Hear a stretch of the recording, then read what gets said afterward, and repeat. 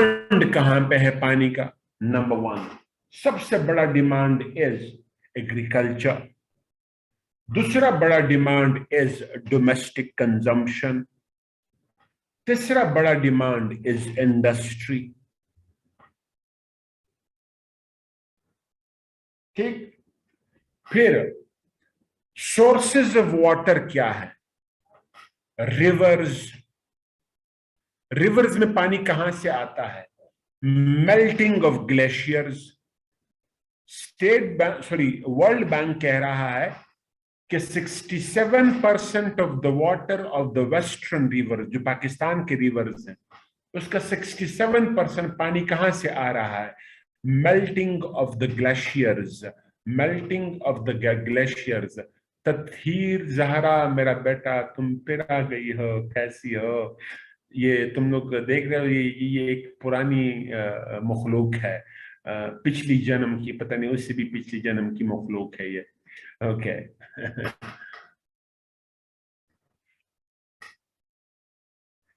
Okay, next.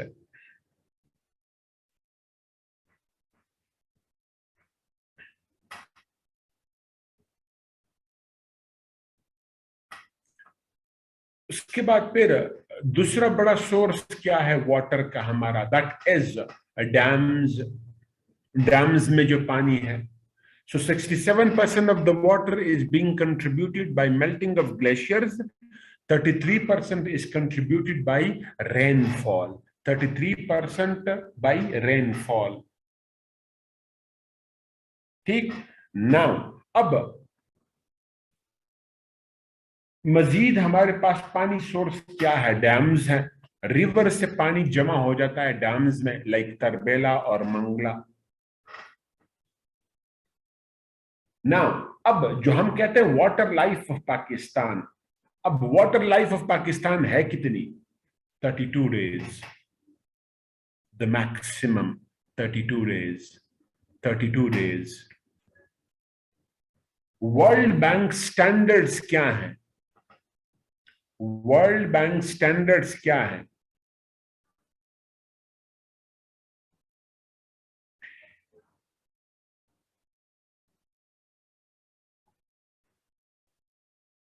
Hundred days the minimum threshold है। 100 days the minimum threshold है।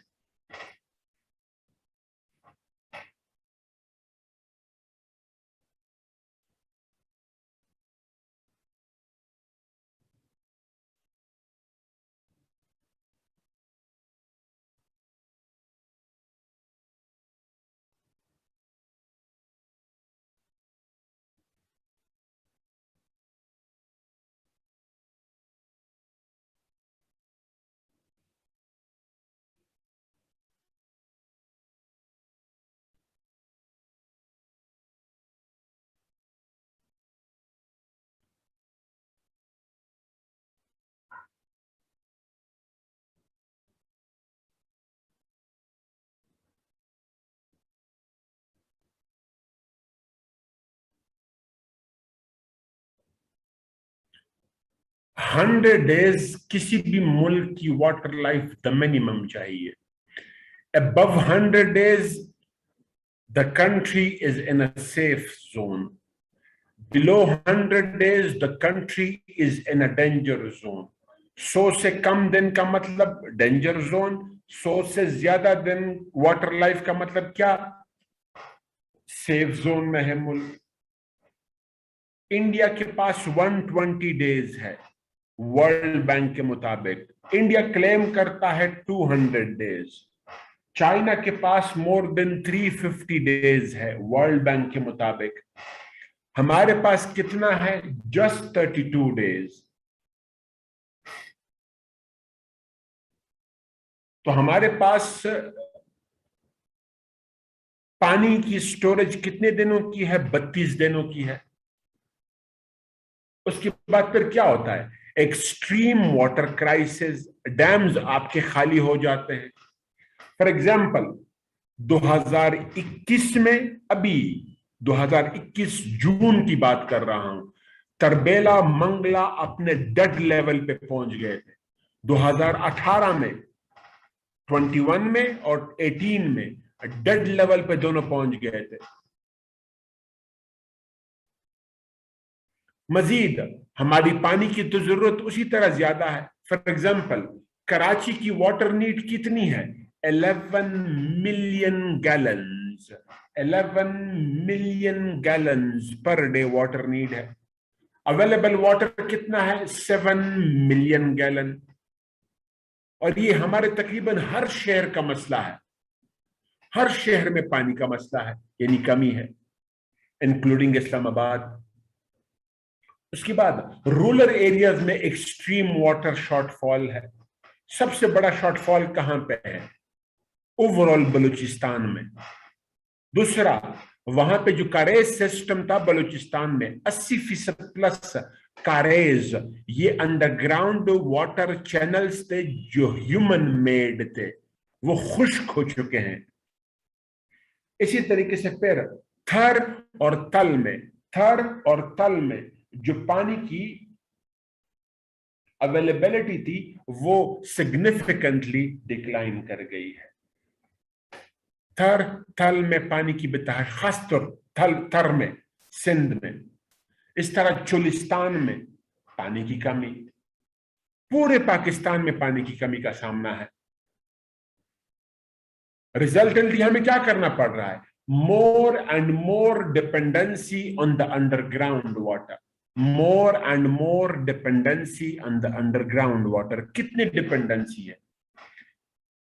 फिर world bank as a source quote कर रहा हूं, almost 80% of the water dependency of Pakistan is on the underground. Domestic dependency, totally domestic dependency. 80% of the total domestic dependency is on underground water. Tubewell, dug wells लोगों ने बनाए हुए, boring किए हुए हैं। उसके बाद more than 30% of the agricultural water dependency is on underground water. जो 30% प्लस एग्रीकल्चर है, कम से कम इतना ही इंडस्ट्री अंडरग्राउंड वाटर पे डिपेंडेंट है। आपकी कितनी वाटर कंपनीज हैं? नेस्ले, एक्वाफीना, पता नहीं क्या किया। वो इंडस्ट्रीज पानी कहां से ले रहे हैं? जमीन से, अंडरग्राउंड वाटर। तो उससे क्या हो रहा है? हमारा अंडरग्राउंड वाटर टेबल एक्सेसिवली नीचे जा रहा है, डेंजरसली नीचे जा रहा है। मैंने एक्सप्लेन किया वाटर प्रॉब्लम को, water life is a problem को। उससे बचना है, क्या तरीका है? सिंपल, डैम्स बनाओ। कैसे? Alone, Diamar Basha would add 18 days to the water life of the country. Diamar Basha would add 18 days, 18 days to the water life of the country.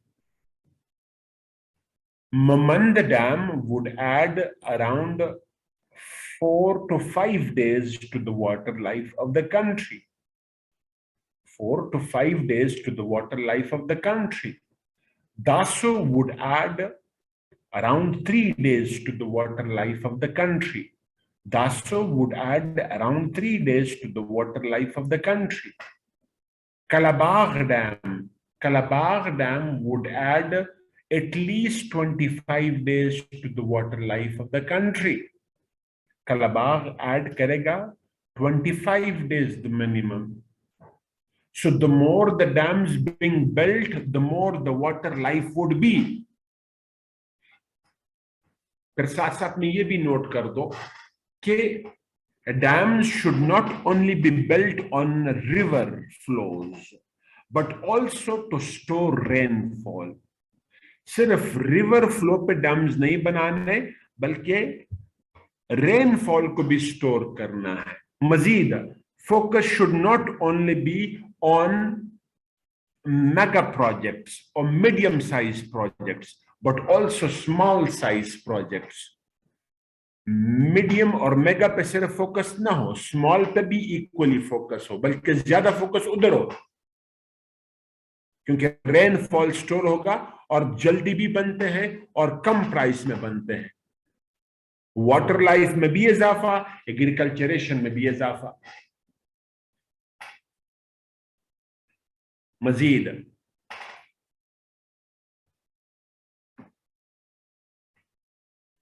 हमें डैम्स क्यों चाहिए?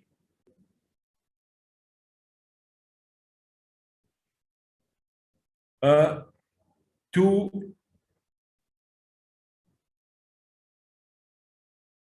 Reduce the intensity of floods, floods की intensity को कम करने के लिए हमें डैम्स चाहिए।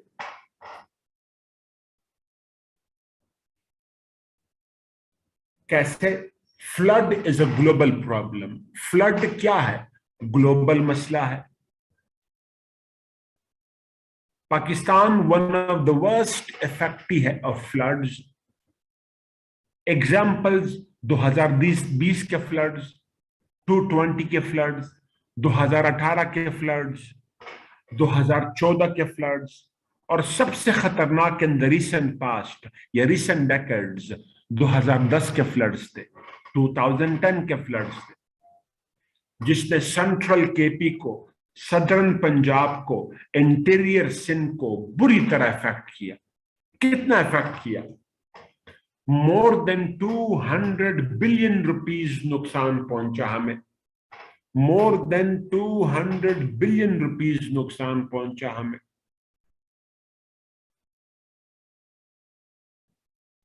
मोर देन 200 बिलियन रुपीस प्लस नुकसान पहुंचा to Pakistan from the 2010 floods. कैसे इतना नुकसान पहुंचा? एक, आपका एग्रीकल्चर बुरी तरह इफेक्ट कर गया, यानी एग्रीकल्चरल लैंड, क्रॉप्स बुरी तरह इफेक्ट कर गए। Central KP, southern Punjab, interior Sindh का। दूसरा, लाइव स्टॉक, एग्रीकल्चर में क्रॉप्स के बाद लाइव स्टॉक बुरी तरह इफेक्ट कर गया। तीसरा, डोमेस्टिक लाइफ बुरी तरह इफेक्ट कर गया।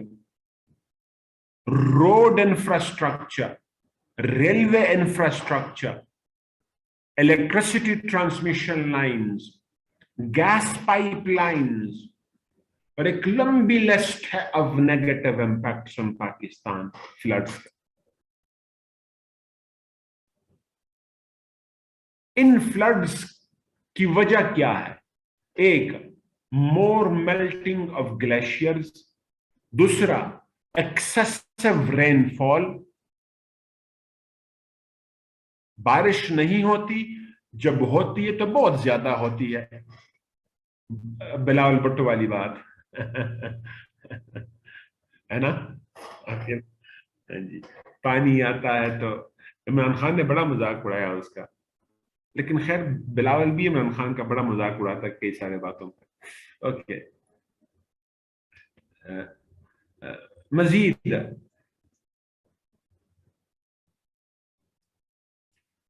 फ्लड से एक तो क्या है? Melting of glacier. दूसरा, रेनफॉल। तीसरी बड़ी वजह क्या है? Deforestation in the hilly belts.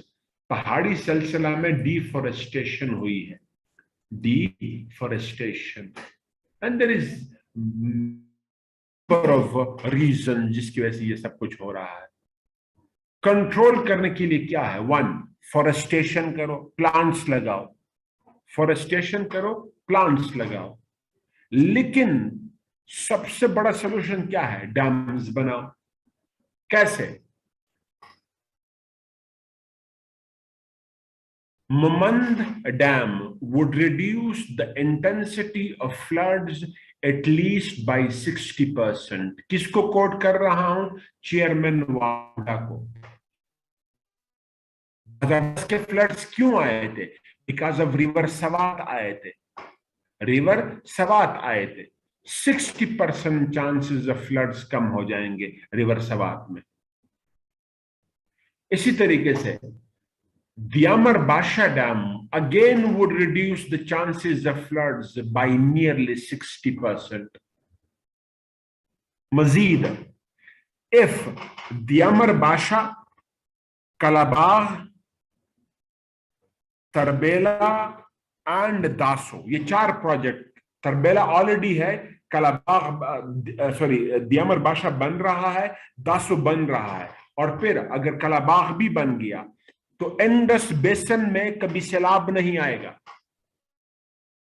The chances of floods would be bare minimum if these 4 projects are being completed.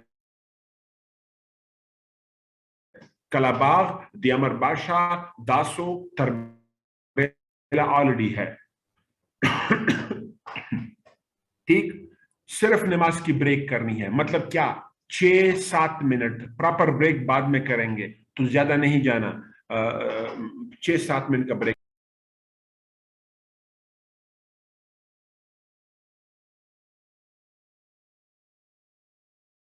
Students, आप लोगों की मैं चैट अभी ओपन नहीं करूंगी, ठीक है. I am going to keep your questions on a hold for some time. नमाज के बाद लेक्चर कंप्लीट होगा, so that you can just take the screenshots और copy paste the material from the chat box to a safer file.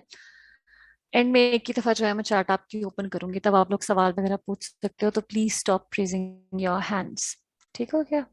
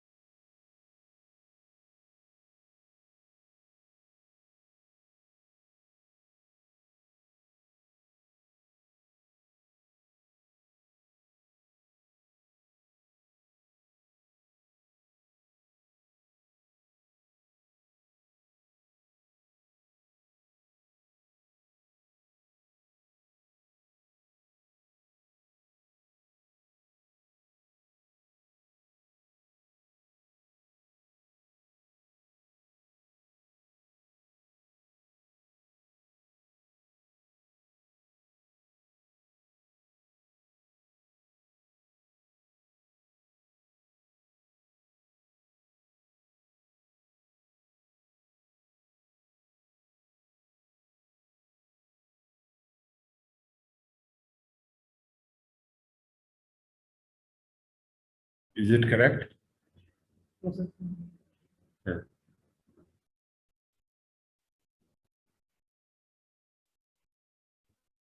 Okay.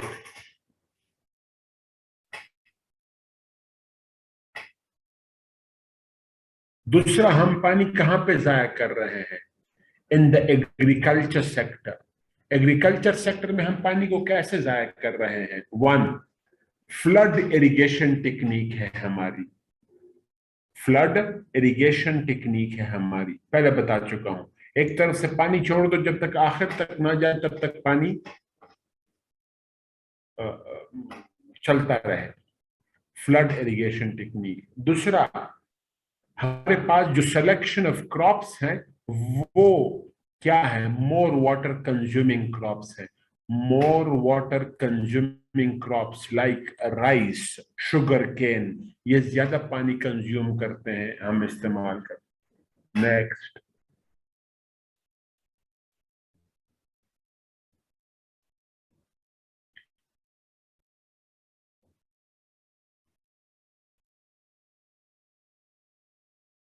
Agriculture में मजीद पानी को हम कैसे वेस्ट करते हैं? That is the water distribution pattern. अभी थोड़ी देर पहले मैंने बताया था कि पानी की तकसीम हमारे यहाँ टाइम की बुनियाद पे है, वॉल्यूम की बुनियाद पे नहीं। तो मेगा फार्मर पानी को जाया करता है और छोटा फार्मर पानी के लिए तरसता है। मेगा फार्मर पानी को वेस्ट करता है। मजीद, केनाल सिस्टम हमारा डिक्लाइन पे है, जिससे वाटर लॉगिंग होती है, वाटर सीपेज होता है, वाटर लीकेज होता है वगैरह। ठीक, एग्रीकल्चर में वाटर वेस्टेज। थर्ड, पानी को हम किस तरह वेस्ट कर रहे हैं? That is the wastage of water in the domestic sector. Domestic sector में हम पानी को कैसे जाया करते हैं? हमारे यहाँ लग्जोरियस हैबिट्स हैं of water consumption in the domestic sector. For example, जितनी पानी से शावर लेना चाहिए या वुजू करना चाहिए सुन्नत के मुताबिक, वो शायद ही रेयरली लोग इस्तेमाल करते हैं। इसी तरीके से हम शेव करते हैं तो नल का चलता रहता है, गाड़ी धो रहे हैं तो नल का चलता रहता है, पाइप चलता रहता है, बाइक धो रहे हैं, एक बाल्टी से बाइक या गाड़ी धोई जा सकती है और हम पाइप चलाते रहते हैं। सो डोमेस्टिक सेक्टर में पानी का जिया बहुत है। वाटर वेस्टेज पे मैंने थोड़ी सी बात कर दी ना। अब फिर टॉपिक पे वापस आ रहा हूं। To stop the wastage of water into the sea, we need dams. अगर हमने समंदर में पानी की वेस्टेज को रोकना है, हमें डैम्स चाहिए। हम कैसे पानी वेस्ट करते हैं? वॉल्यूम मैंने बता दिया अभी थोड़ी देर पहले। ऐसा क्यों है? Around 80% of the water influx in Pakistan is in 4 months. 4 महीने में 80% पानी हमारे यहाँ आता है। दैट इज मई, जून, जुलाई, अगस्त।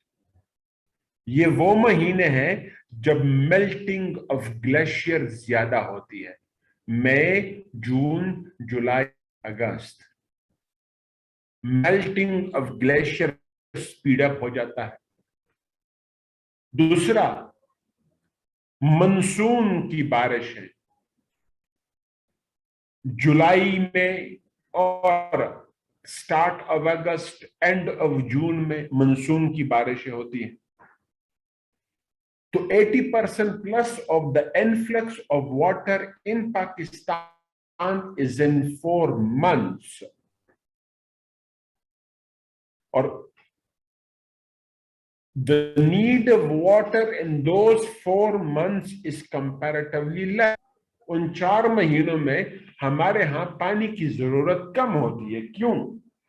जो हमारा मेन क्रॉप है, दैट इज वीट, दूसरा मेज, वो इस टाइम में नहीं है, वो अप्रैल के एंड तक हम ले चुके होते हैं। तो एग्रीकल्चर में पानी की जरूरत कम होती है, डोमेस्टिक यूज कंपैरेटिवली कम है, तो फिर क्या है, पानी इज वेस्टेड इनटू द सी, पानी हम समंदर में वेस्ट कर लेते हैं। साथ में ये बात भी नोट कर दो कि Pakistan being a coastal country, Pakistan coastal country है,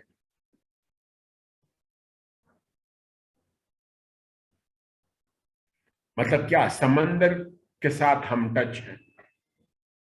तो क्या समंदर क्या कर रहा है, the sea is eating up the lands of Pakistan, वो हमारे जमीन को डुबोए जा रहा है। Infiltration of the sea towards the lands of Pakistan.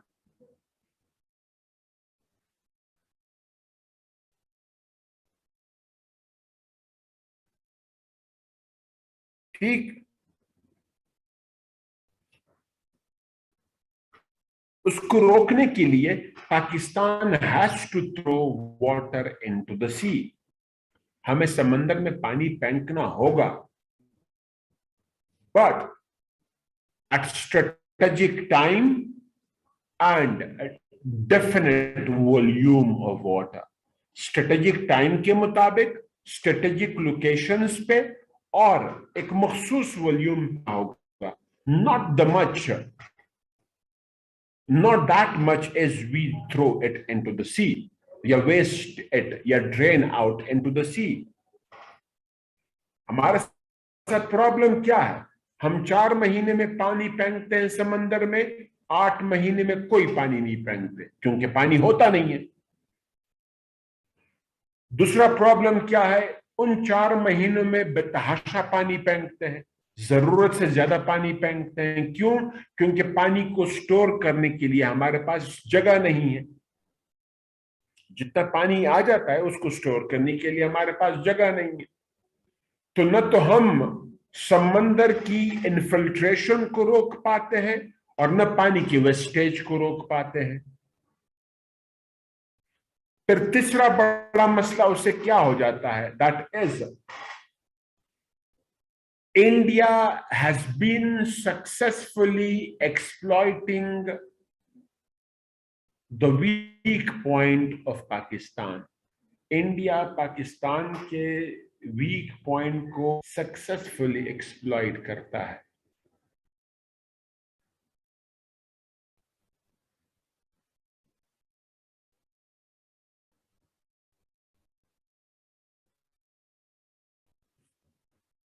और वो कैसे एक्सप्लॉइट करता है,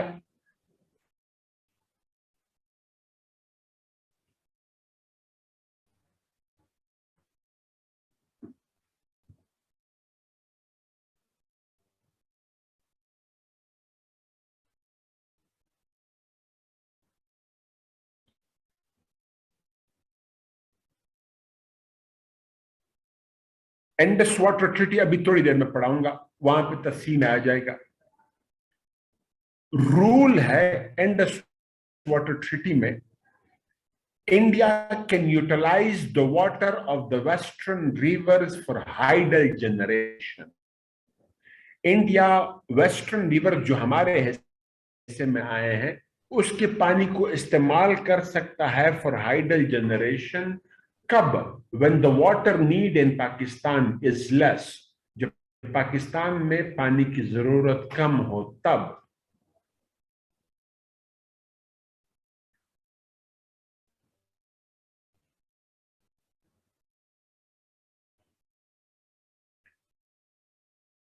Now, as Pakistan wastes more water into the sea, means its need is less.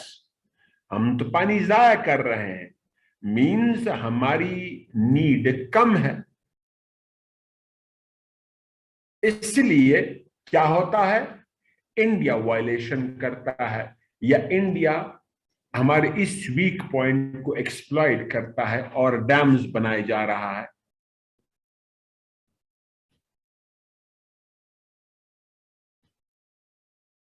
ठीक, next.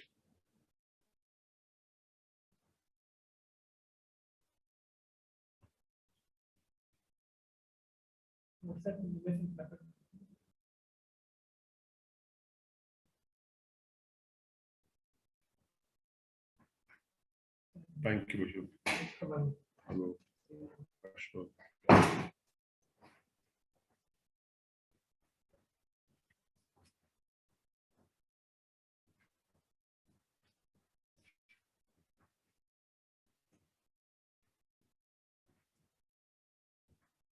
Maryam Wazir los lunde kattam mlashe ena los lena katkom good one मैंने इसको अपनी जुबान में ना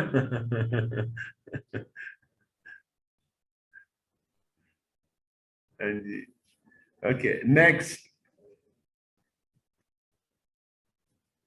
हाँ जी। हमजा खटका तमड़शे लोस्टिट का। Okay, next. अब मजाक, मजीद मजाक ना बनाओ, काफी है, वरना पठानों को सुना दूंगा, ऐसा सुना दूंगा कि सब खुश हो जाएंगे। चुप रहो। ओके, चलें नेक्स्ट। उसके बाद फिर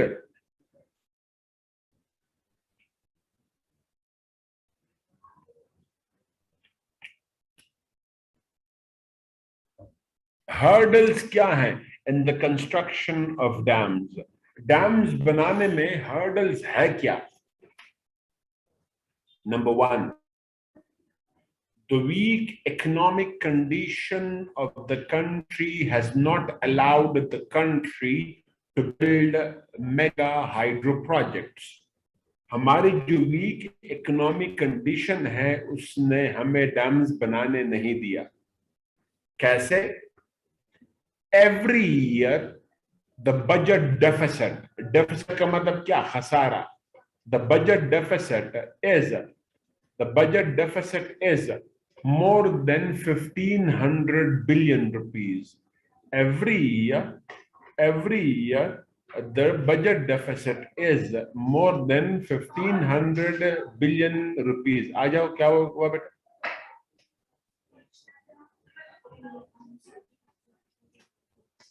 अभी तुम लोग की क्लास चल रही है ना, तो 9 बजे जब हमारी क्लास खत्म हो जाएगी ना, तो बेटा तब कर लेंगे।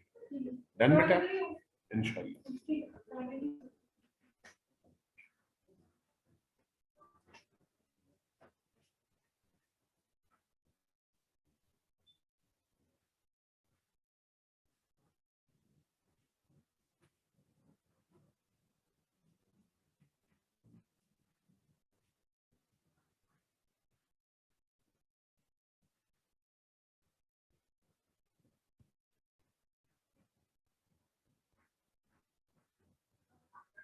सो बजट डेफिसिट में कैपेसिटी नहीं होती है डैम्स बनाने की।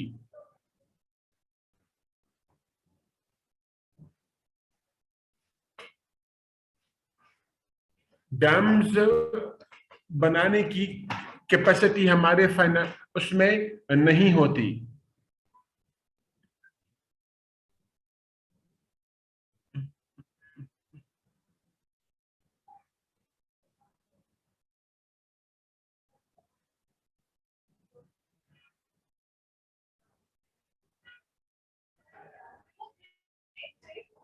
तुम लोग इतना चीख क्यों रहे हो? तुम लोग कितना क्यों चीख रहे हो? मैं पढ़ा रहा हूँ, तुम लोग कर क्या रहे हो? हैप्पी बर्थडे बच्चे, एक मिनट एक मिनट, मैं जरा इनको जरा डांस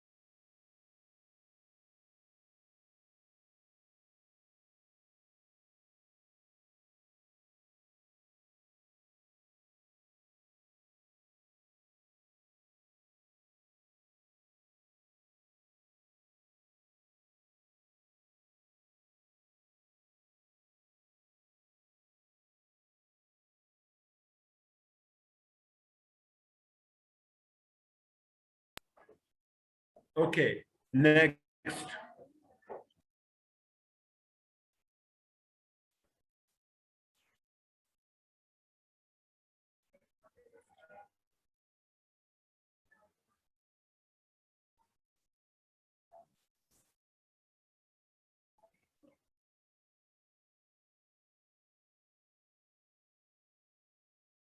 So budgetary economy में तो कैपेसिटी नहीं है टू बिल्ड डैम्स।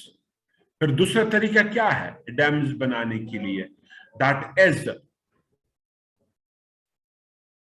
मैं आप लोगों को आखिर में टिक टाक टाइम दूंगा क्वेश्चन आंसर के लिए, परेशान ना हो, ठीक है ना? फिर हमारे पास तरीका क्या है डैम्स बनाने के लिए? Attract investors. इन्वेस्टर्स को अट्रैक्ट करो। कैसे? Normally, mega projects are not built from the budgetary economy. जो बजट का पैसा है उससे बड़े प्रोजेक्ट नॉर्मली नहीं बनाए जाते। उसके लिए क्या होता है? Investors are attracted. Investors are attracted, investors को अट्रैक्ट किया जाता है। तरबेला और मंगला डैम जो हमने बनाए थे, सबसे बड़ा इन्वेस्टर कौन था? वर्ल्ड बैंक ने लोन दिए थे, और भी इन्वेस्टर थे, लेकिन बड़ा investor was the world bank in the form of loan. तो अभी भी वही करो, और वही हो रहा है। दासो डैम में इन्वेस्ट कर रहा है? एक चाइनीज कंपनी है, वर्ल्ड बैंक है। चाइनीज कंपनी है, वर्ल्ड बैंक है। दूसरा, ममंद डैम में चाइनीज कंपनी $2 बिलियन की इन्वेस्टमेंट कर रही है, 2 बिलियन की, और पाकिस्तानी कंपनी है डिस्कॉन, वो 1 बिलियन की कर रही है। सो इन्वेस्टर्स को अट्रैक्ट करो to invest in these projects. और बकिया मैंने जितनी भी सारे प्रोजेक्ट बताए उसमें से मोस्टली कौन इन्वेस्ट कर रहा है? चाइना। ठीक।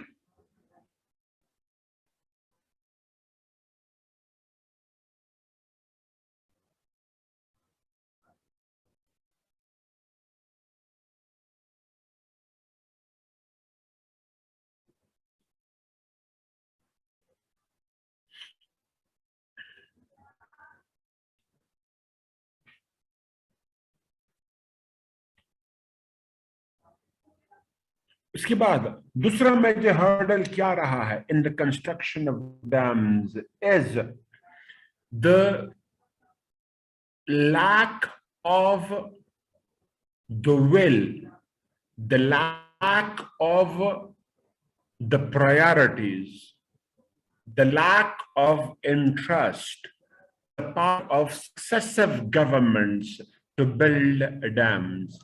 डैम बनाने के बारे में अक्सरियत हुकूमतें इंटरेस्टेड नहीं रही। कैसे? China in the last 30 years built more than 3,000 dams, और वो भी mega and medium size, small की तो बात नहीं कर रहा हूं। More than 3,000 dams being built by India, by China in the last 30 years. Around 200 dams being built by India in the last 30 years. While Pakistan built not a single dam since 70s. 70 की दहाई के बाद हमने कोई भी mega project नहीं बनाया, medium size project नहीं बनाया, स्मॉल बनाए हैं, लेकिन मेगा और मीडियम साइज प्रोजेक्ट्स हमने नहीं बनाए।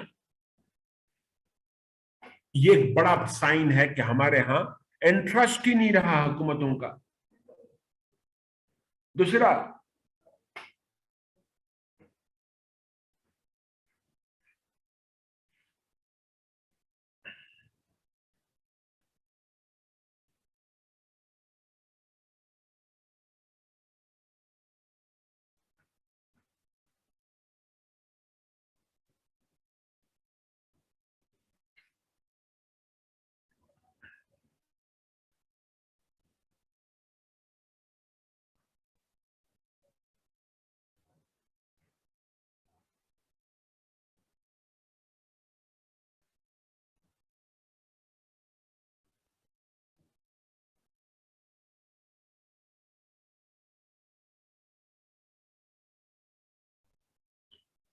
इसी बात को एक और एंगल से देखते हैं।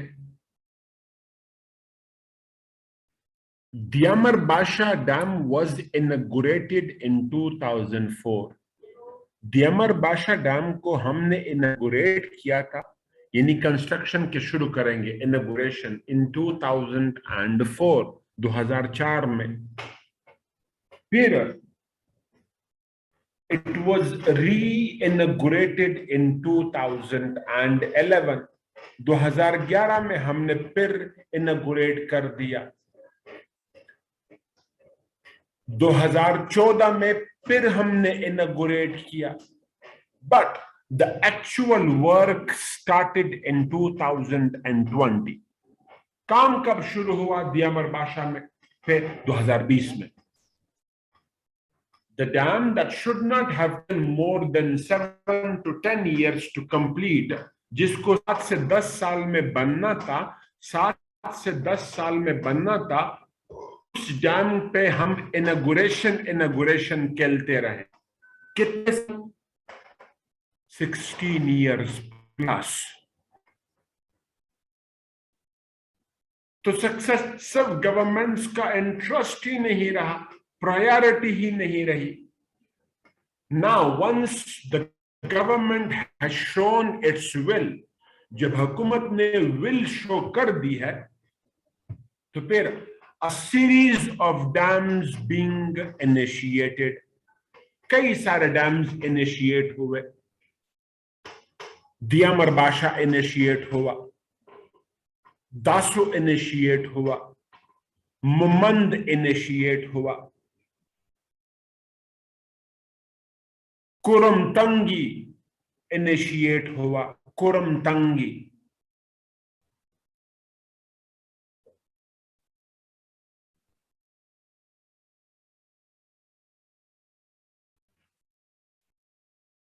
फिर टोटल कितने डैम्स बन रहे हैं? मीडियम और लार्ज साइज के, मीडियम लार्ज साइज के 10 डैम्स बन रहे हैं।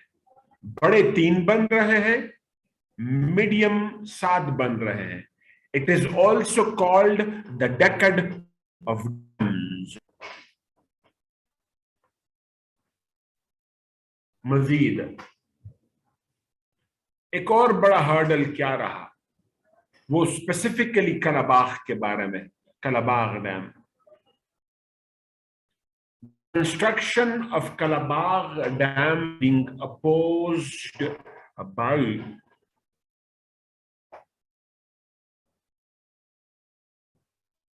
Sindh, KP and Balochistan. Construction of Kalabagh being opposed by Sindh, KP and Balochistan.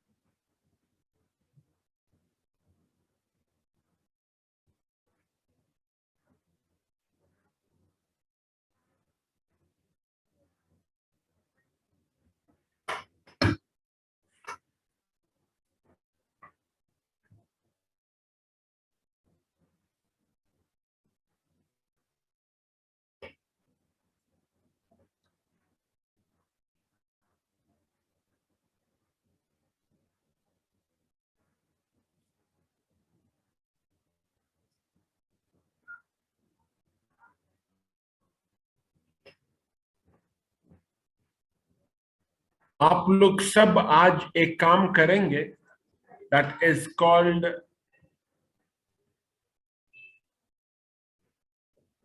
इरसा agreement. IRSA, हर कोई इसको बेसिक पॉइंट्स पढ़ने की कोशिश करेगा, बहुत तफसील में की जरूरत नहीं है। की पॉइंट्स मैं फिर खुद भी बता रहा हूं आप लोगों को। इरसा एग्रीमेंट में हुआ क्या था?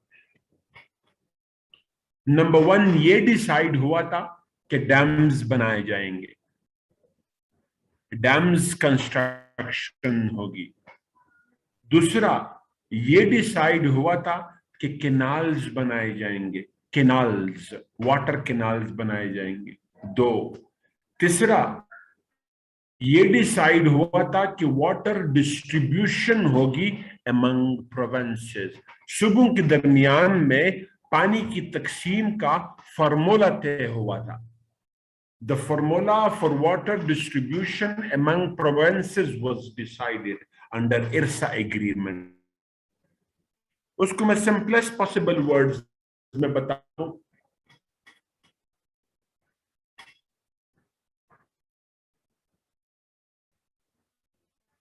90% of the water of Indus River, 90% of the water, sorry, of Jhelum and Chenab, 90% of the water of Jhelum and Chenab would belong to Sindh, while 10% would belong to Sindh, 90% to Punjab, sorry, 90% पानी झेलम चनाब का किसका होगा? पंजाब का होगा। 10% सिंध का होगा। 90% झेलम चनाब का पानी पंजाब का होगा, 10% सिंध का होगा। उसके बाद इंडस रिवर में excluding the KP share, excluding the KP share निकालने के बाद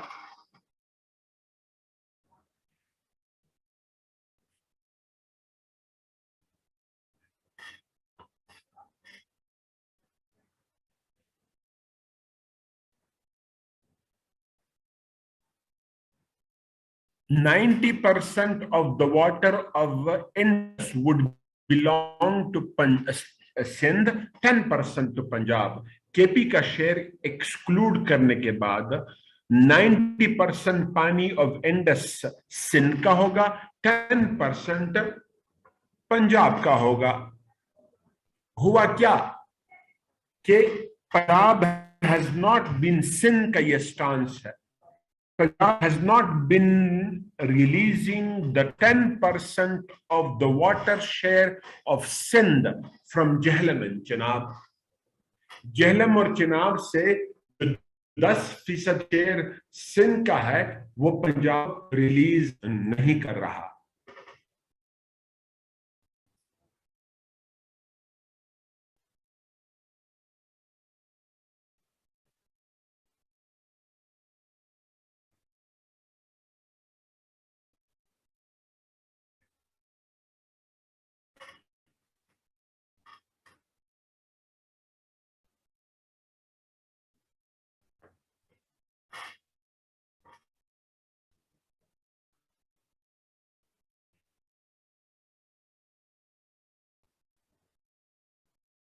ठीक, नेक्स्ट। अब इस पे पंजाब क्या कह रहा है? As Punjab water requirement is more, Punjab की पानी की जरूरत ज्यादा है। दूसरा, the flow of Jhelum and Chenab declined by more than 50%। Jhelum और चेनाब की फ्लो में कम से कम 50% कमी है इन द लास्ट 3 decades। 3 दहाइयों में Jhelum चेनाब की फ्लो में कम से कम इतनी कमी आई है। While the demand of Punjab is more, on the other hand, Sindh receives more than its required water from Indus. Sindh को अपनी जरूरत से ज्यादा पानी मिलता है फ्रॉम इंडस रिवर। ये स्टांस है पंजाब का। मजीद सिंध क्या कह रहा है?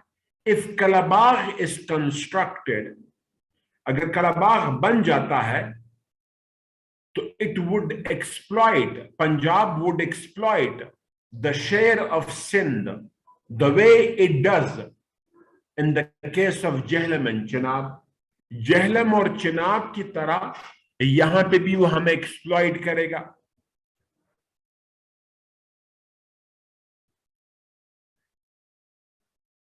क्यों? Punjab would release more water into the Thal Canal. Greater थल कैनाल में पानी रिलीज करेगा. ग्रेटर थल कैनाल, थल ये पंजाब में आता है. Thal canal, not towards Sindh, Sindh की तरफ नहीं करेगा. इसलिए हम ये डैम बनने नहीं देंगे. ये तो स्टांस है सिंध का. पंजाब का, केपी का स्टांस क्या है?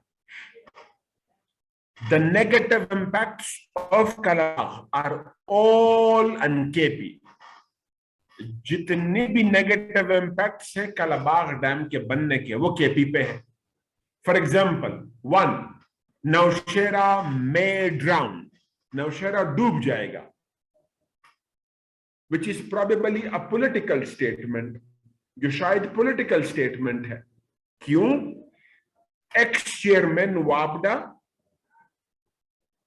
एक्स केयरटेकर सीएम, चेयरमैन वापडा भी रहे हैं, केयरटेकर सीएम भी रहे हैं, शमसुल मुल्क, शमसुल मुल्क.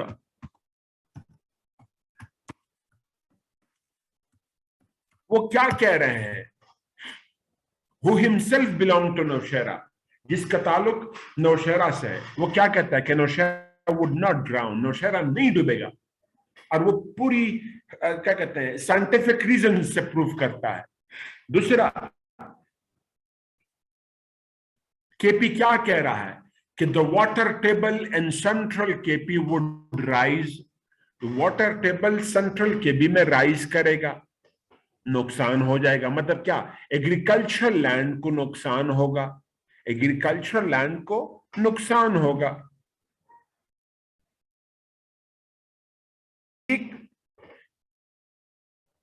मजीद 65% of the area of the dam is in KP, while royalty would go to Punjab. 65% area of dam इधर है, केपी में है, जबकि रॉयल्टी पंजाब को मिलेगी. नहीं बनने देंगे. So the construction of Kalabagh has become a threat to the federation.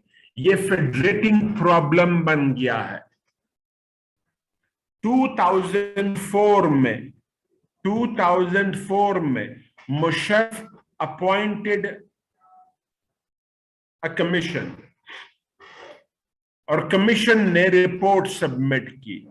Musharraf appointed commission report submitted its report in 2004. उसने क्या कहा? The construction of Kalabagh must be delayed. कलाबाग के कंस्ट्रक्शन को डिले किया जाए. कब तक? Until consensus is not built among provinces. दूसरा, उसमें क्या कहा है? There is a long list of dams that could be built and they are not controversial. एक लंबी लिस्ट ऑफ डैम्स है जिसपे कोई कंट्रोवर्सी नहीं है. दियामर बाशा, ममंद, दासो, कुरमतंगी, अलोन केपी में, सिर्फ केपी में 450 डैम्स बन सकते हैं. 450 मेगा, मीडियम, स्मॉल डैम्स बन सकते हैं. बलूचिस्तान में कोई 50+ डैम बन सकते हैं. इसी तरह बकिया मुल्क में बनाओ तो पहले वो बना लो. 15 डैम जीबी में बन सकते हैं, बनाओ. वो नॉन कंट्रोवर्शियल है, वो बना लो. वाई अलोन कलाबाग के पीछे पड़े हो? But that does not mean Kalabagh construction should be dropped once and for all. Yes, it should be delayed till consensus among provinces is not being established. Done? ये भी हमारा पॉइंट हो गया.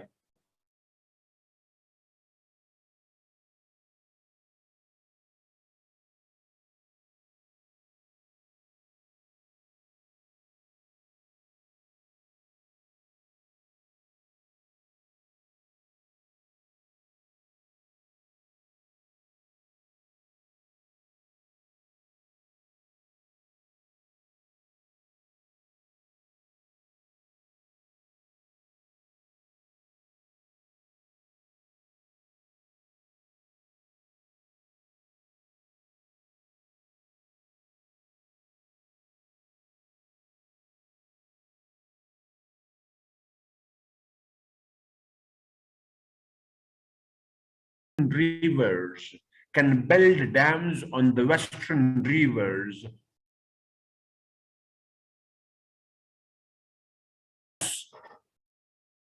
When the water requirement in Pakistan is less, then India can use the water of the western rivers for hydel generation. Matlab, can build dams. But उसमें condition है. एक condition तो ये हो गई है कि पाकिस्तान में अगर पानी की जरूरत कम है तो बना सकता है. दूसरी कंडीशन क्या है? India must take prior approval from Pakistan.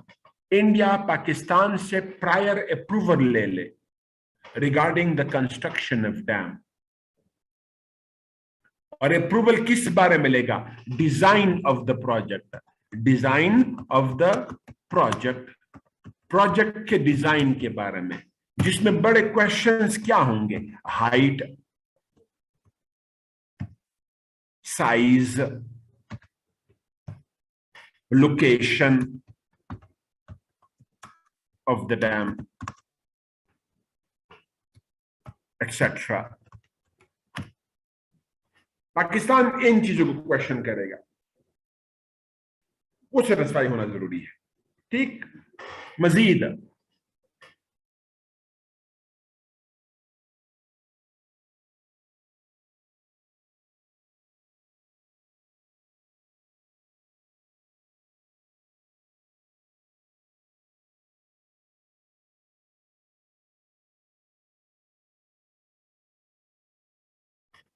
the Pakistani inspection team to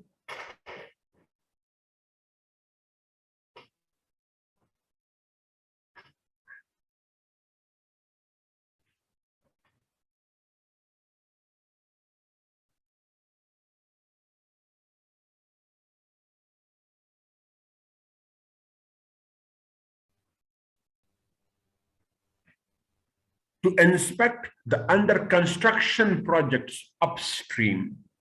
Pakistani inspection team को वो फैसिलिटेट करेगा कि वो इंस्पेक्ट करे the under construction projects upstream every 6 months. Majeed, if the two parties disagree, अगर दोनों पार्टी आपस में disagree करते हैं, then the issue would be taken up with the World Bank Court of Dispute Settlement. World Bank Court of Arbitration. World Bank Court of Arbitration. दूसरा, International Court of Arbitration. World Bank Court of Arbitration. दूसरा, International Court of Arbitration में issue take up किया जाएगा. ठीक.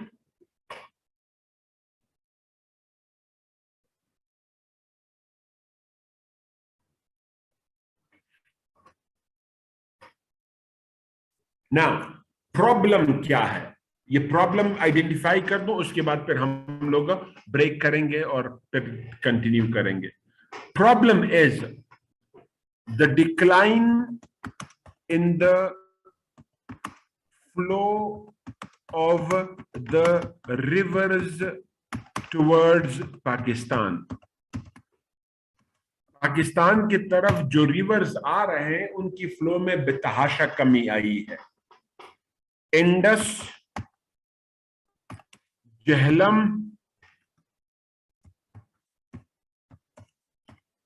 चेनाब, तीनों के flow में decline कितनी है? डिक्लाइन ऑफ फ्लो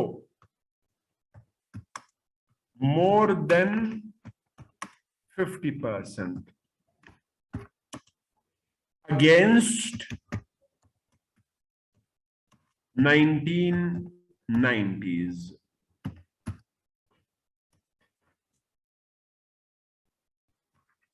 ये प्रॉब्लम है. क्यों है? ब्रेक के बाद एक्सप्लेन करूंगा. This is sharp 8. We're gonna start by sharp 8:15. It is sharp 8. We're gonna start by sharp 8:15. ठीक है? ब्रेक कीजिएगा. फाइजा बेटा आप इधर ही हो? जी जी सर। ठीक है बेटा, आप कंटिन्यू कीजिएगा। ठीक हो गया sir. Does this the matrix 1990 see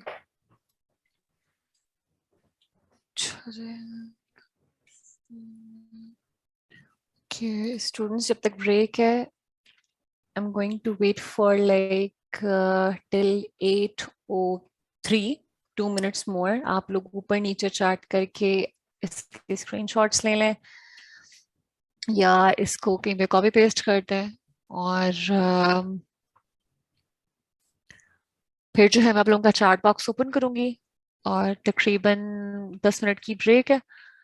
तब तक जो है आप लोग मुझसे सवाल वगैरह कोई हुए तो वो पूछ लीजिएगा, किसी ने ब्रेक करनी है तो वो ब्रेक कर सकता है। और इसके अलावा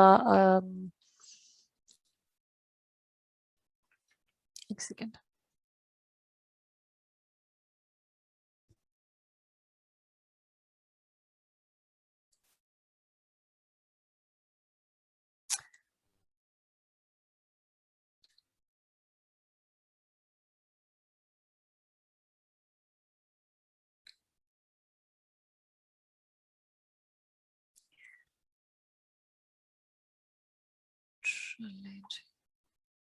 मैम रुखसार आपसे मैंने शेयर कर दिया।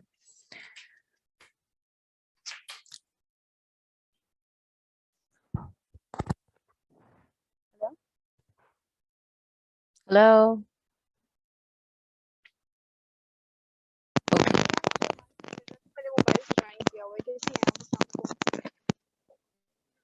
हेलो मैम आवाज आ रही है मेरी?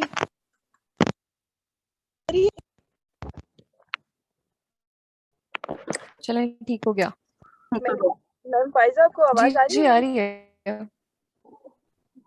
हाँ मैंने कहा मैंने मोबाइल से ज्वाइन किया हुआ था तो मुझे अपना माइक नहीं मिल रहा था। चलिए सही, मुझे लगा शायद अब मेरी आवाज ही नहीं आ रही, मैं इतनी देर से बोल रही हूँ।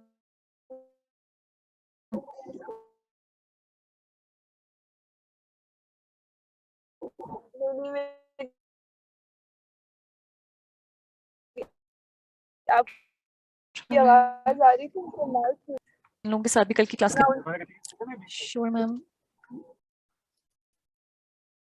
कॉपी और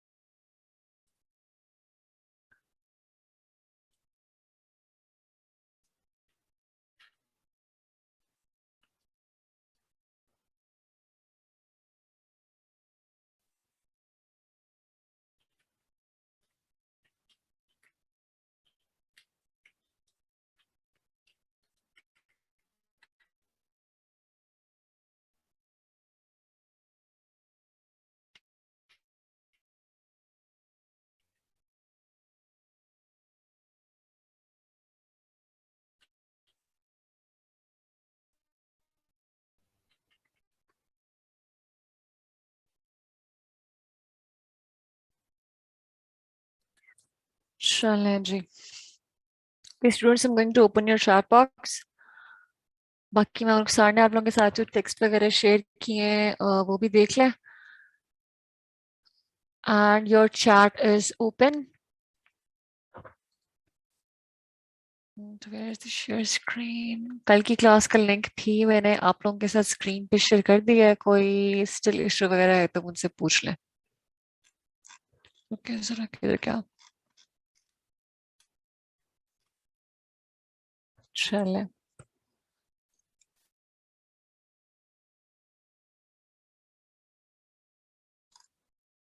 सरसत इजाज बट पढ़ाएंगे रोज।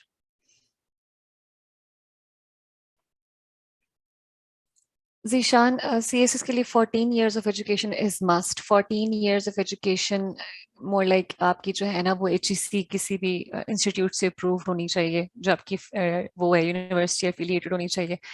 अब क्या कहते हैं एसोसिएट डिग्री का आई हैव नो आइडिया, मतलब if it does satisfy the criteria then definitely you're eligible for that.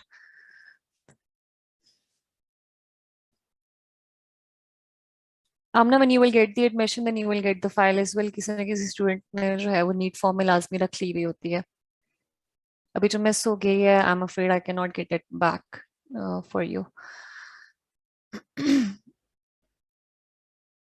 क्या नाम है,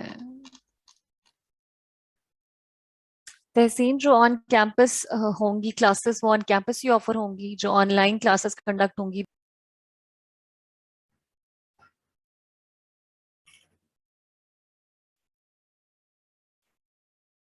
ओके।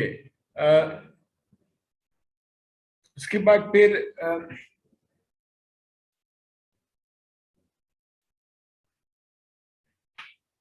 प्रॉब्लम क्या है? The declining flow in the water of the western rivers. कितना फ्लो में कमी आई है? सबसे ज्यादा फ्लो में कमी आई है चिनाब की, फिर झेलम है, फिर इंडस है। ये फ्लो इतनी कम क्यों हुई है? The argument of India is, India का आर्ग्यूमेंट क्या है?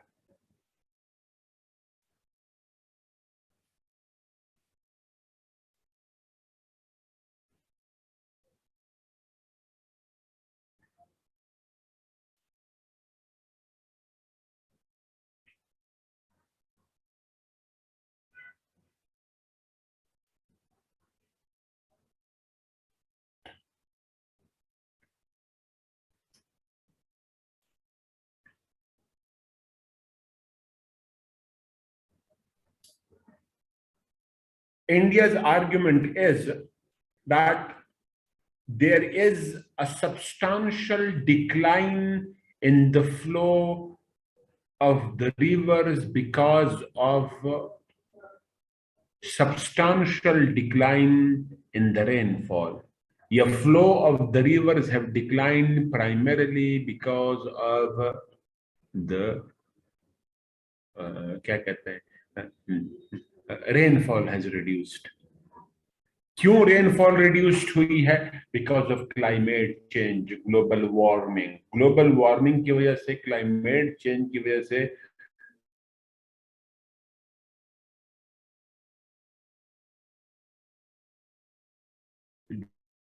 जो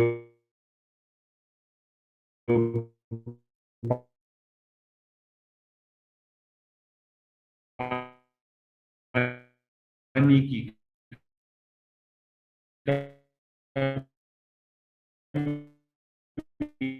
आई है, बारिशों की कमी आई है, उस वजह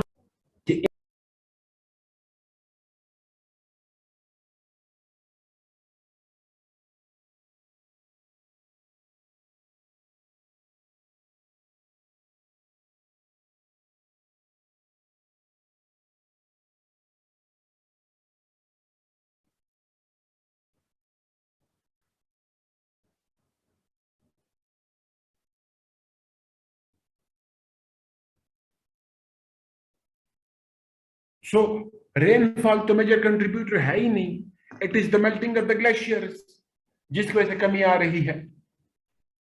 इसलिए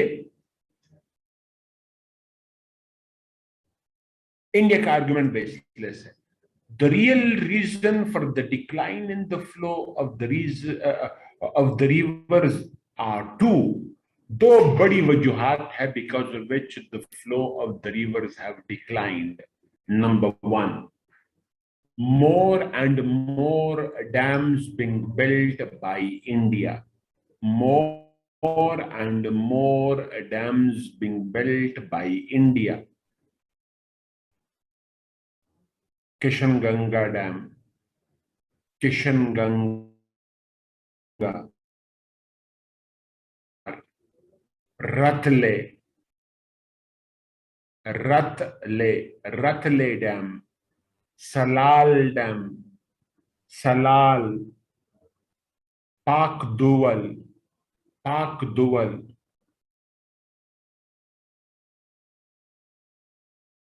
एक लंबी लिस्ट है of dams being built by India.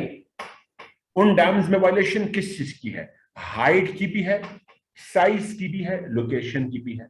Height, size and location सबकी वायलेशन है। वन।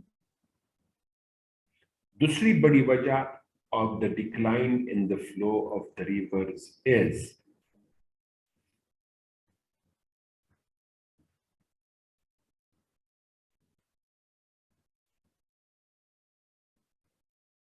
diversions।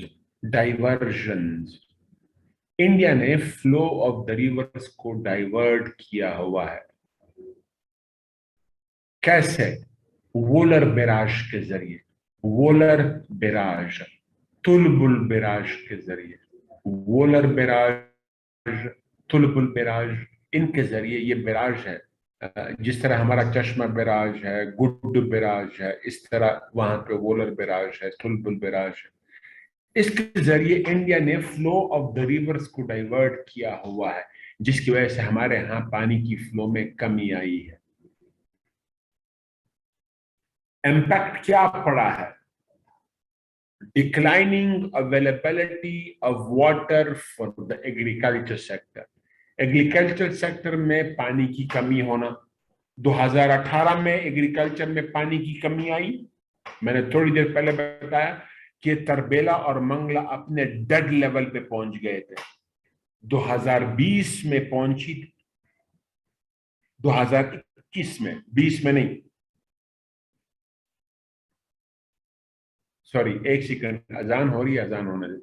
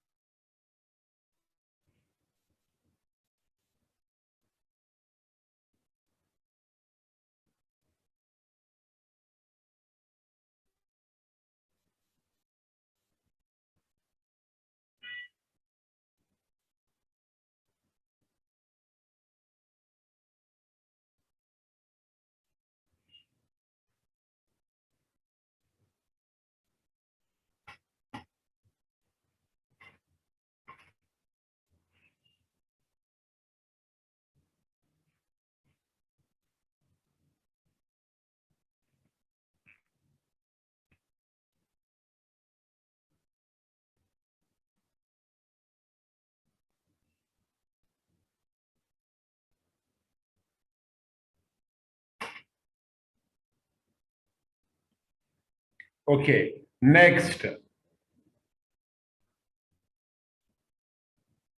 एक तो हमारे यहाँ एग्रीकल्चर सेक्टर को पानी कम मिल रहा है।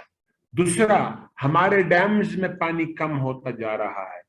तीसरा, डोमेस्टिक लाइफ को पानी कम मिल रहा है। इन सिंपल वर्ड्स, आप ये चूंकि पहले पढ़ा चुका हूं इसलिए मैंने शॉर्ट किया। पाकिस्तान में इंक्रीजिंग वाटर क्राइसिस है, और उस वाटर क्राइसिस में एक मेजर रोल कौन प्ले कर रहा है? India. as it has waged water war against Pakistan on seriously technical grounds. How to stop India from doing so? Number one, Pakistan must increase its water need by decreasing its water wastage. हम water wastage को रोक दे, water need को बढ़ा दे। और वो कैसे बढ़ेगा? एक, एग्रीकल्चरल लैंड को बढ़ा दो, एग्रीकल्चरल लैंड को बढ़ा दो, एग्रीकल्चरल लैंड को बढ़ा दो। दूसरा और सबसे बड़ा, डैम्स बना दो। कैसे? बादशाह डैम में हमें 8.1 मिलियन एकड़ फीट पानी चाहिए होगा। दियामर बादशाह में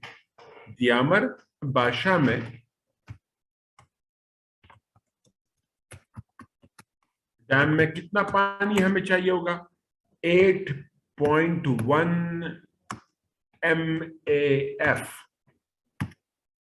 कलाबाग में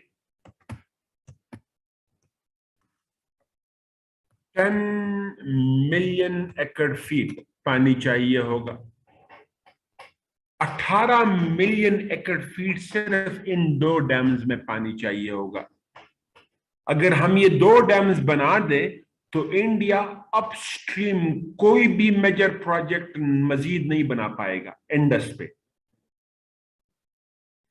इसी तरीके से कोहाला,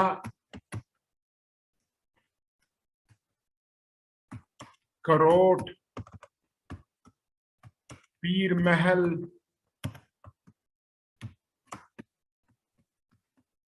आजाद पतन, ये छोटे छोटे डैम्स हैं। ऑन जहलम, ये किस पे बन रहे हैं? On Jhelum river. इससे क्या होगा? इंडिया के लिए वायलेशन अपस्ट्रीम मजीद नहीं कर पाएगा या वायलेशन उसकी कम होगी। क्यों? क्योंकि हमें पानी चाहिए होगा इन डैम्स में स्टोर करने के लिए। मजीद जब से हमने नीलम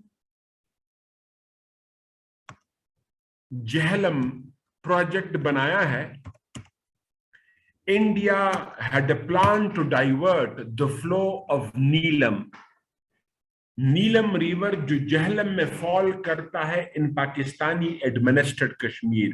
इंडिया का प्लान क्या था कि इसको डाइवर्ट किया जाए और उसको फॉल किया जाए इन ऑक्युपाइड कश्मीर, नीलम को एंड जहलम। लेकिन नीलम जहलम प्रोजेक्ट बनने के बाद अब इंडिया ऐसा नहीं कर सकता। सो वाटर नीड बढ़ाओ अपनी। जब तक हम अपनी वाटर नीड नहीं बढ़ाएंगे,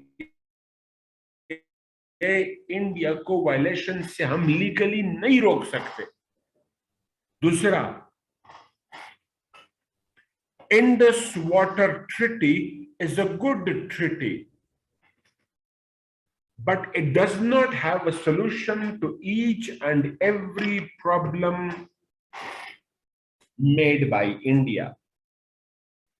Indus Water Treaty एक अच्छी ट्रीटी है, लेकिन इसमें हर वायलेशन का जवाब मौजूद नहीं है मेड बाय इंडिया। तो हम अपने केस को along with Indus Water Treaty, Pakistan must build its case on Geneva Convention on Rivers. Geneva Convention on Rivers, उसके बुनियाद पे अपने केस को स्ट्रॉन्ग करे। सिर्फ इंडस वाटर ट्रीटी पे सब कुछ बेस ना करे, बल्कि जेनेवा कन्वेंशन ऑन रिवर्स भी सामने है, वो करे। मजीद तीसरा क्या करें? प्रिपेयर्डनेस। प्रिपेयर्डनेस, प्रॉपर प्रिपेयर्ड हो हम, तैयारी हमारी पूरी हो। तैयारी हमारी पूरी कैसे होगी?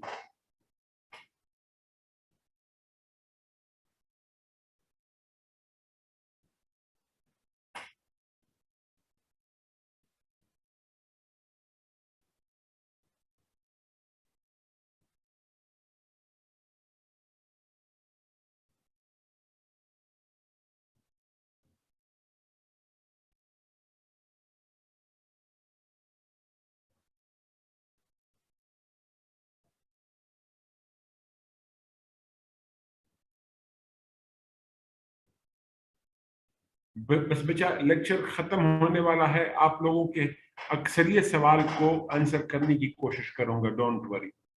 ओके, सो हम क्या करें? सबसे पहले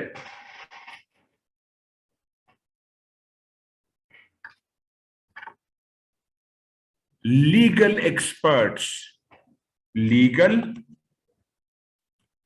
रिवर्स डैम्स एक्सपर्ट्स हायर करें।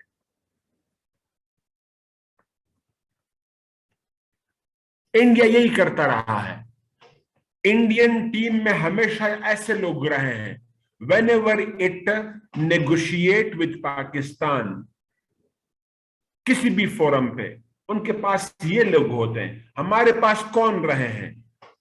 Bureaucrats and diplomat and politicians, diplomats and politicians हमारे पास होते हैं। अब हमने क्या करना है? लीगल एक्सपर्ट्स को, डैम्स एक्सपर्ट्स को, रिवर एक्सपर्ट्स को हायर करना है और उनके जरिए अपने केस को फाइट करें।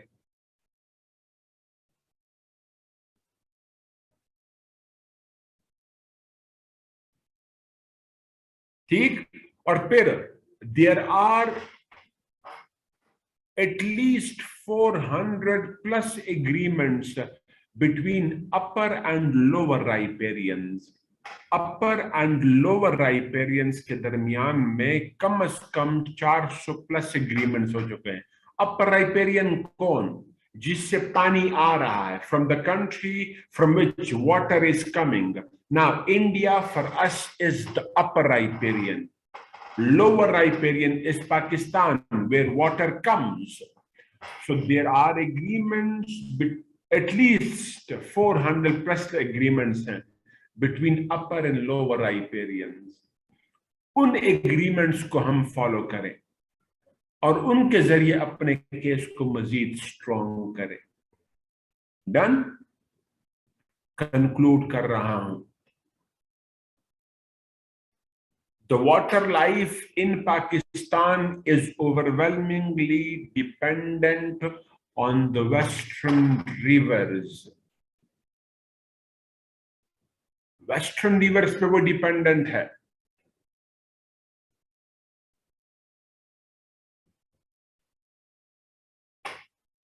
Where India has waged water war on technical grounds, making repeated violations, constructing dams and diverting the flow of the rivers. अभी थोड़ी देर पहले मैंने पढ़ाया, conclude कर रहा हूं इसलिए short कर रहा हूं।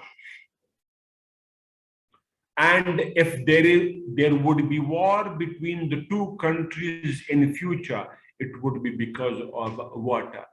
If there would be war between the two countries in future, that would be because of water. अगर दोनों ममालिक के दरमियान में फ्यूचर में वॉर होगी, वो बिकॉज ऑफ वाटर होगी। ठीक? सो क्या करना है? इंडिया के साथ वाटर डिस्प्यूट को on priority grounds properly fight करना है, लीगली टेक्निकली फाइट करना है, प्लस डैम्स बनाने हैं ताकि इंडिया मजीद वायलेशन ना कर सके। डन? फाइजा बेटा, मेरे तरफ से लेक्चर इज ओवर। किसी जी बच्चे सर। का कोई सवाल है तो I would take questions, 15 plus minus question लेने की कोशिश करूंगा। पूरी दुनिया है, सबकी नहीं ले पाऊंगा, लेकिन जितना ले सकूं लेने की कोशिश करूंगा, मतलब आंसर क्वेश्चंस को। ठीक हो गया सर। इनका माइक को अनम्यूट कीजिएगा। जी ठीक है। Okay, students, I'm going to ask Amir Temur. Please unmute your mic. Assalamu alaikum, sir. सलाम बेटा, थोड़ा सा तेज बोलना है। Okay, sir. Okay, sir. Sir, thank you for the such session. मेरा एक क्वेश्चन है आपकी पब्लिकेशन के हवाले से, जो आपकी दो पब्लिकेशंस आपने मेंशन की हैं। एक तो आपने कहा मैगजीन, तो उसका फ्रीक्वेंसी क्या है अपडेट होने की, और जो आपकी बुक है उसकी frequency. This is the only question I can have from you. Thank you so much. Welcome. उम्मीद है लेक्चर जिस तरह आपको पसंद आया है, होपफुली बच्चों को भी पसंद आया होगा। जहां तक बुक इन मैगजीन की बात है, मैं बुक को अपडेट करता हूं आफ्टर एवरी 6 मंथ्स। 6 महीने बाद बुक अपडेट होती है। क्वार्टरली मेरा नया मैगजीन आता है, नए इश्यूज पे मैगजीन बेस करता है। अब मैं पता नहीं मुझे क्या कहना चाहिए। अगर ये बात तारीफ ना लगे तो कम से कम ये जरूर कह सकता हूं कि you would not regret reading what I have written, इंशाल्लाह, whether that is in the form of my book or magazine. Of course, magazine is more updated, book based of every topic, या majority of the topics. ठीक है बेटा, next please. Okay, Ihtisham, I'm going to ask you to unmute. Sir मेरा question ये है कि जब Kalabagh dam का इशू आता है तो हम लोग पंजाबी, बलोची और सिंधी बन के क्यों सोचते हैं, हम पाकिस्तानी बन के क्यों नहीं सोचते हैं? उसकी कई सारी वजह।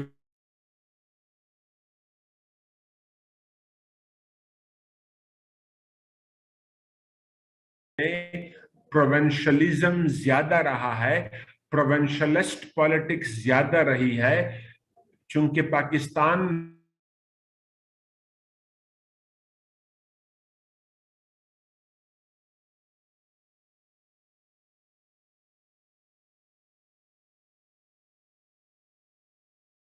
में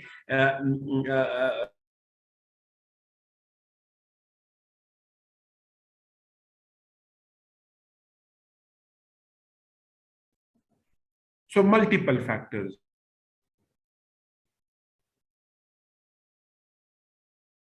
Okay, next I'm going to ask Marukh to unmute. अस्सलाम वालेकुम सर। मेरा सवाल है कि चाइना और वर्ल्ड बैंक इन्वेस्ट कर रहा है डैम्स में, तो इनको क्या बेनिफिट होता है इन्वेस्टमेंट का? और एक दूसरा सवाल ये है कि गवर्नमेंट इंटरेस्टेड क्यों नहीं है जबकि इन्वेस्टमेंट्स भी हो रही हैं?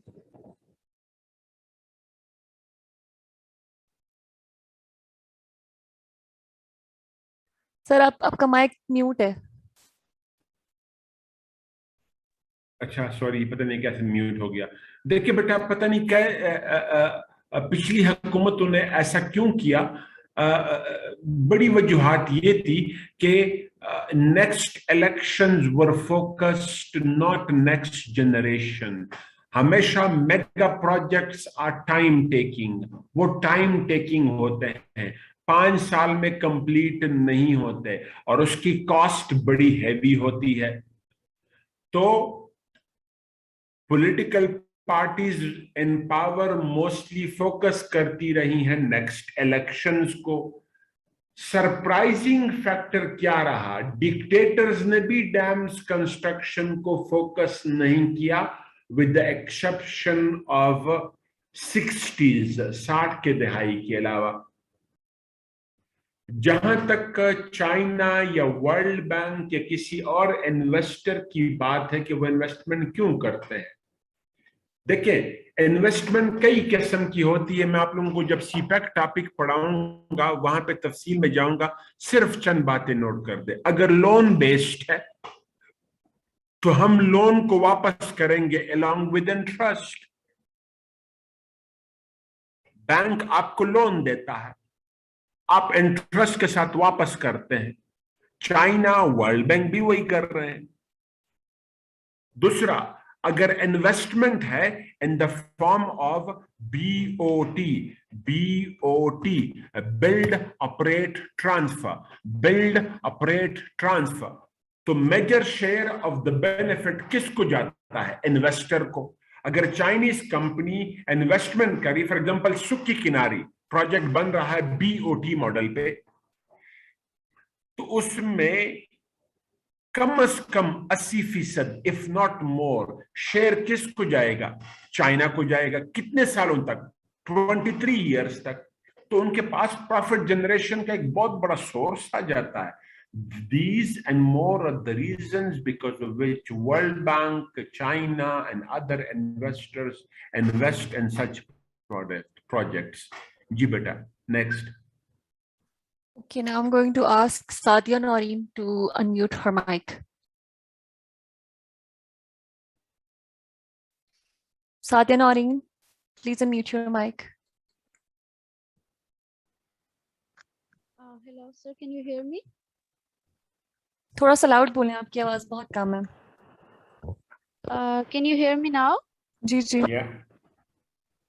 Okay, so my question is, sir, how can we cope the issue of the lack of political interest on the sustainable projects and these issues?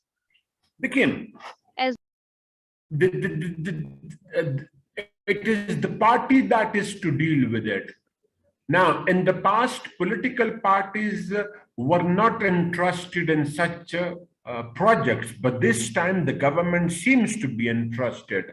Last time, a number of projects being initiated by the previous government. So increasing realization है political leadership में in power to initiate such projects. पहली बात। दूसरा, जो controversial projects हैं वो बहुत कम है, लाइक कलाबाग। 2 कलाबाग बहुत बड़ा प्रोजेक्ट है, लेकिन वन ऑफ द प्रोजेक्ट है, और वो इशू तब तक रहेगा जब तक हमारे यहाँ प्रोविंशियल पॉलिटिक्स डोमिनेट करता है, एथनिक पॉलिटिक्स या लिंग्विस्टिक पॉलिटिक्स डोमिनेट करता है। जब तक हमारे यहाँ फेडरेटिंग पार्टी स्ट्रांग नहीं होती, मतलब ऐसी पार्टी जो हर सूबे में उसकी स्ट्रांग प्रेजेंस हो, सिर्फ सेंटर में हुकूमत ना बनाए बल्कि सूबे में भी हुकूमत बनाए। पास्ट में इशू क्या रहा है? पीएमएल नून ने 3 बार हुकूमत बनाई, लेकिन पार्टी तो वो पंजाब की रही है।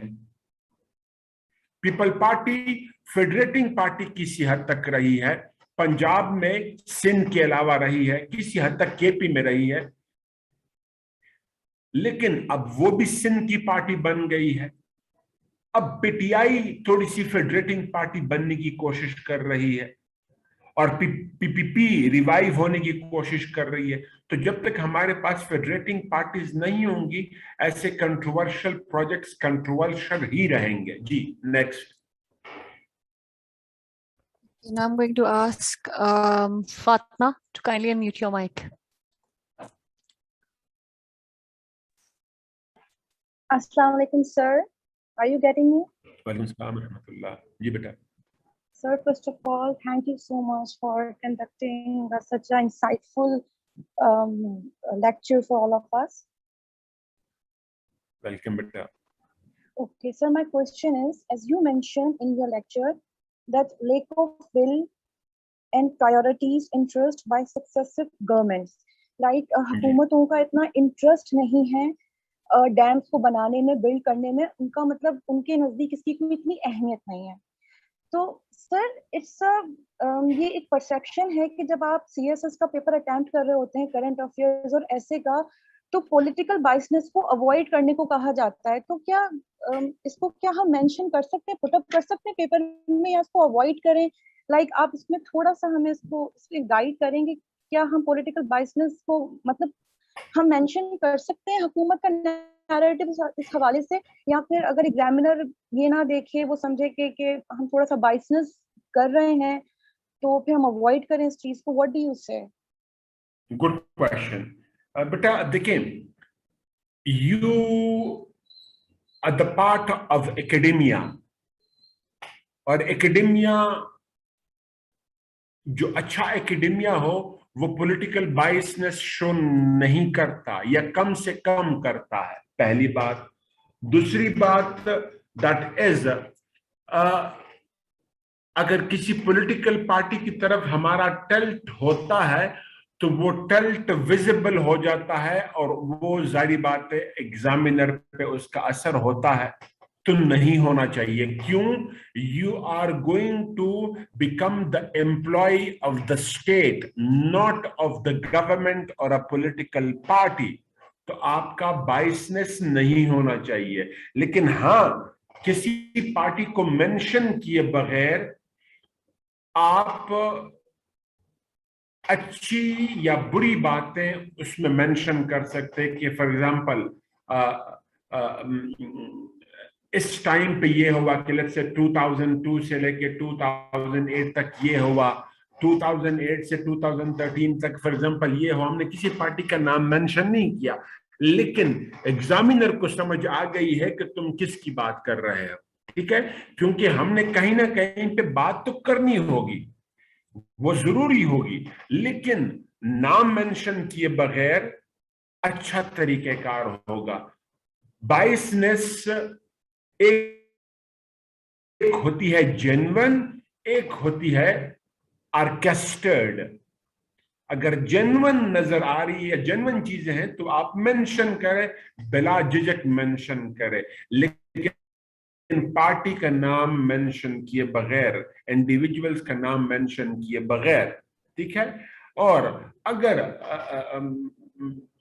इसी तरीके से कोई वीक पॉइंट्स हैं तो फिर भी टेन्योर को मेंशन करें, इंडिविजुअल्स को या पार्टीज के नाम को अवॉइड करें टू द मैक्सिमम लेवल। ठीक है बेटा। ओके सर, और क्वेश्चंस लो? एक क्वेश्चन और ले लेता हूँ, थक चले गया हूँ बहुत। चलिए ठीक है सर। ईसॉरिक से I am going to ask you to unmute your mic. Thank you so much for allowing me, and sir thank you so much sir, आपने इतना अच्छा लेक्चर दिया है सर। ये इन्फॉर्मेशन कलेक्ट करते करते हमें साल लग जाते हैं। सर मेरा क्वेश्चन ये है कि सर ये आजकल जो सबसे हॉट टॉपिक चल रहा है सर, वो अफगान एंड पाकिस्तान, जो सर अफगानिस्तान में जो इशू चल रहा है, तो सर ये एक्सपेक्टेड है 2022 के सीएसएस एग्जाम में सर, और इस हवाले से आप लेक्चर देंगे हमें? देखो बेटा, मैं आपको चंद चीजें बता दूं। 2016-17 में the government was obsessed with the CPAC। तो हर पेपर में CPAC का आया था। हमारी एक स्टूडेंट थी, कोई भी बच्ची मुझे इमोशनली इतनी करीब नहीं आई जितना वो आई थी। उसका नाम आमना है, and she is in MLCG group now, posted in Peshawar. She is my kid.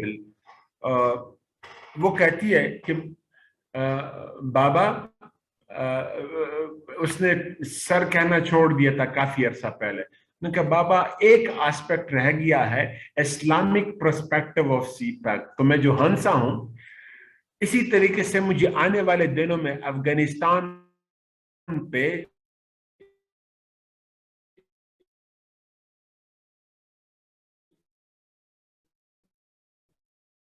बहुत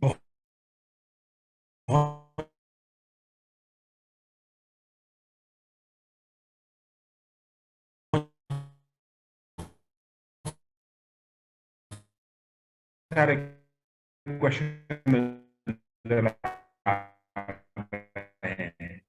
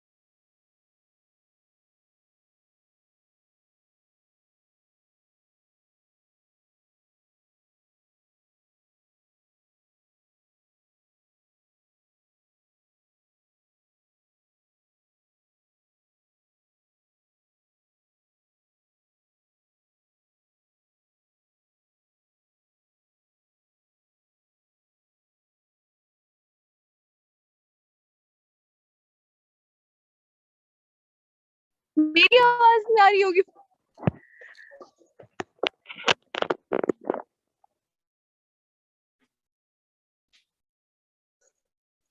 ओके मैम, मैम ठीक है, आप प्लीज म्यूट भी कर दें मैम, मैं बस अब कह रही हूँ। आपका म्यूट भी कर दें मैम प्लीज अपना।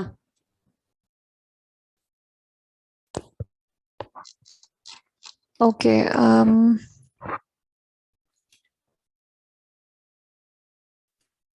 ओके ठीक है, I am going to put you guys on no one again. मैं आप लोगों की चैट फिर से बंद कर रही हूँ ताकि मैं आप लोगों के साथ जो सर ने सोर्सेस शेयर